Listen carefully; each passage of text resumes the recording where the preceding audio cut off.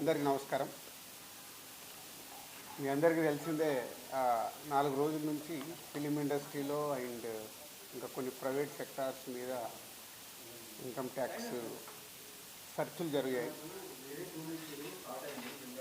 So ఈ సర్చుల విచిత్రం ఏంటంటే మీడియా వాళ్ళందరూ ఛానల్స్లో కానీ సోషల్ మీడియాలో కానీ నేను సెలబ్రిటీని కాబట్టి ఎన్నో సర్చులు జరుగుతున్నా సో నా న్యూసే మీకు క్యూరియాసిటీ ఉంది కాబట్టి మీడియాకి కానీ మీ మీడియా ద్వారా సొసైటీకి కానీ సో దానికి మీరు ఎంత ఫోకస్ చేస్తున్నారో 4 రోజుల నుంచి మీడియా ద్వారా చూస్తూనే ఉన్నాం.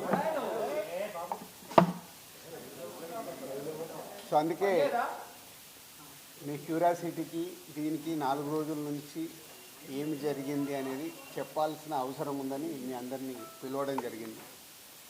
లేకుంటే తెలిసింది తెలియని ఏదేదో న్యూస్లు వేసుకుంటూ 4 రోజుల నుంచి హైలైట్ చేస్తూ ఉన్నారు. ఇన్కమ్ ట్యాక్స్ సర్చ్ అనేది మాకు 2008లో ఒకసారి జరిగింది. అంటే దాదాపు 16 సంవత్సరాల తర్వాత ఈ సర్చ్ జరిగింది.